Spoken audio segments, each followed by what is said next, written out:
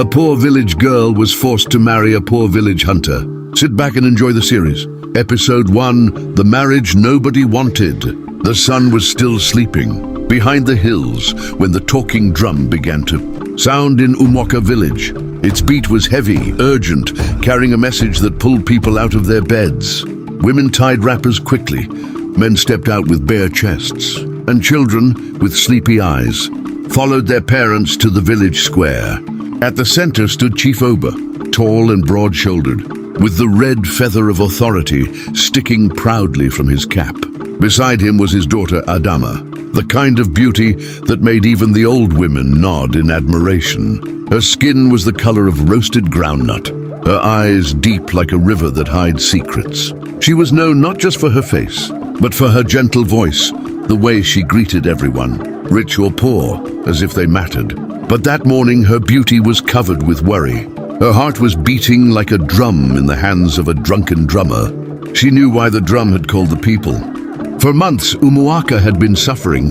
Raiders from the forest, men with faces painted like spirits, came to steal yams, goats, and even children. Every hunter in the village had tried to stop them, but they all returned defeated. So in desperation, Chief Oba had made a vow. Whoever saves this village from the raiders will have my daughter's hand in marriage. Adama had begged her father not to make such a promise, but he waved her words aside. A chief's word is like a palm tree, he said. It does not bend for anyone. That morning, the villagers gathered to hear the result of the latest attack.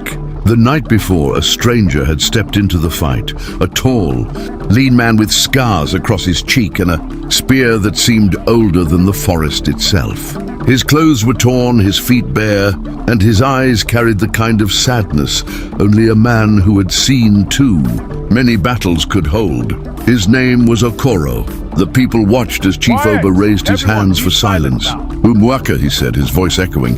Last night the raiders came, but they met a man who fought like 10 warriors.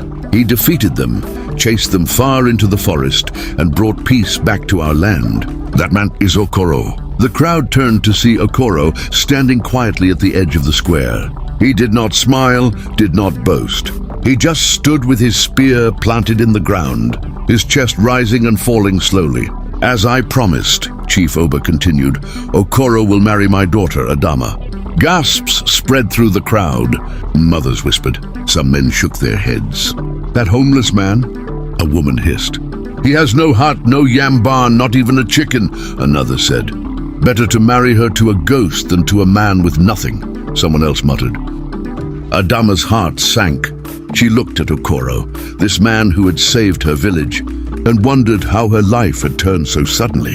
She thought of Ifeanyi, the wealthy young man who had courted her with gifts of cloth and beads, and how she had once imagined herself living in comfort. Now her father was giving her to a stranger with nothing. Okoro stepped forward.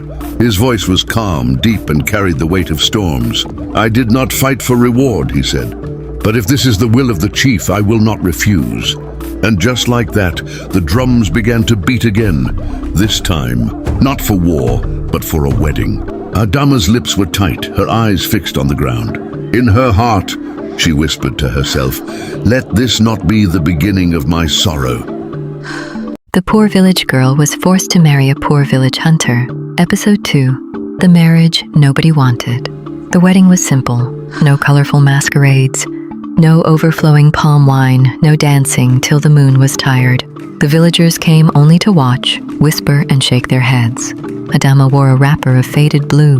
Her father said it was because times were hard, but she knew it was because her marriage was not a celebration for him. Okoro led her away from the chief's compound after the ceremony. They walked down a narrow path through tall, elephant grass until they reached a small mud shelter leaning like an old man at the edge of the forest. There was no yard, no goats bleating, no smell of cooking soup, only silence broken by the occasional cry of a night bird. This is home, Okoro said simply, placing his spear against the wall. Adama's heart grew heavy. She had never known such emptiness. In her father's compound, the air had been filled with the sound of talking, pounding yam and laughter. Here the only voices were the wind and the insects. The days passed slowly. Okoro rose before the sun and disappeared into the forest. Returning at dusk with whatever he could hunt, sometimes a rabbit, sometimes nothing. He spoke little, ate sparingly, and spent evenings mending his spear or staring into the fire. At first, Adama resented him. She missed the bright clothes Ifeanyi had promised her, the beads, the music. She missed feeling like the chief's daughter. Now she was just the wife of a man who owned nothing. But slowly, she began to notice things. How Okoro always left her the bigger portion of meat when they had it. How he would silently repair the roof when rain threatened. How his eyes softened when she laughed, though he didn't laugh much himself. Still, the villagers didn't stop mocking. Women fetching water would glance at her and murmur, "From the chief's palace to a hunter's hut, such a pity."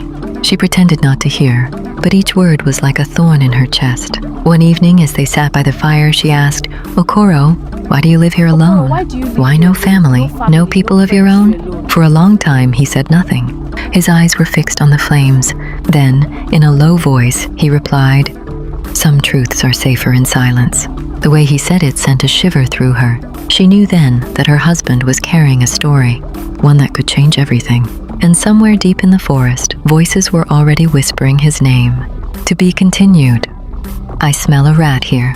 Is Adama beginning to feel comfortable around Okoro the hunter? Don't miss the next episode. The village girl was forced to marry a village hunter. Continued from episode 2. And somewhere deep in the forest, voices were already whispering his name. Episode 3. The marriage nobody wanted. It began with the drummers. One moonless night, Adama woke to the faint beat of a drum deep in the forest. It was not the lively rhythm of celebration, but a slow, steady call, like the heartbeat of the earth. She sat up, straining her ears. Okoro was not beside her. Fear gripped her chest. She wrapped a cloth around her shoulders and stepped outside. The forest loomed like a black wall. From its depths came the sound of voices, low, chanting and growing closer. She hid behind the hut, heart pounding, as shadows emerged from the trees. There were 3 men, tall and broad, dressed in skins and carrying spears. One of them called out, "Okoro, son of the Leopard King, the time has come!" Adama froze. Leopard King? She had never heard such a title in the village. Okoro stepped into the moonlight from the other side of the hut. His face was calm, but his grip on the spear was tight. "You should not have come," he said. The tallest of the strangers stepped forward. "Your father is dying. Your brothers fight for the throne. The kingdom will fall unless you return." "I left for a reason," Okoro replied, his voice sharp. "I will not rule through blood." Adama's mind was spinning.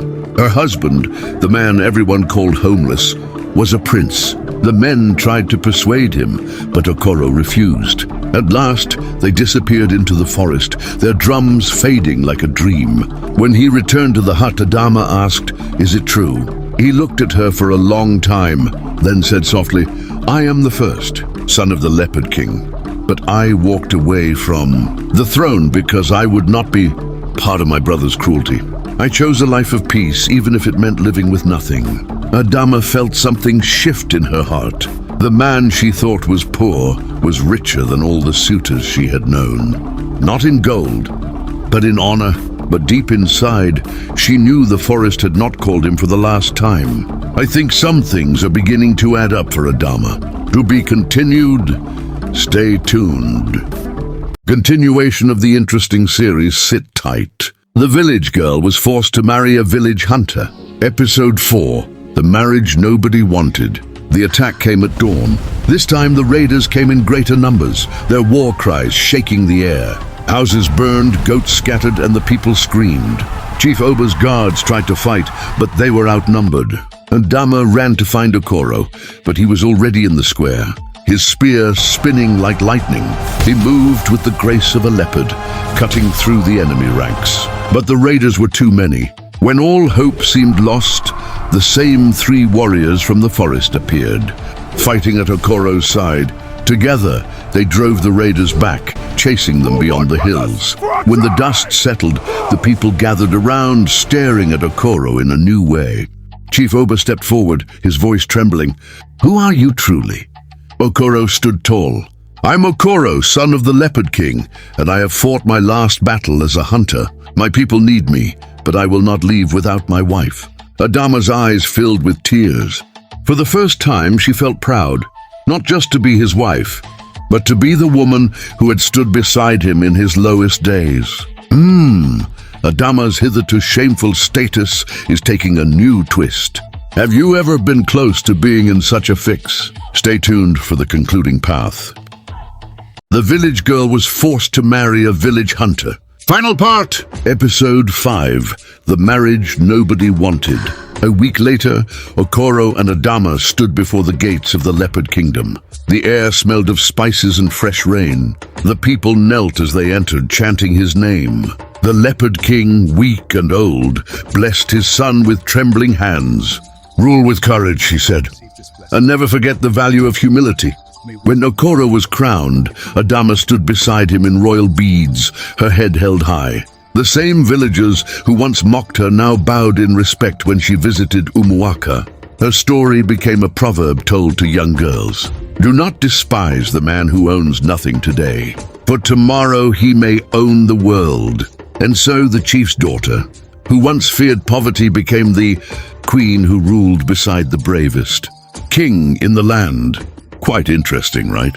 Thanks to everyone who took time to watch through.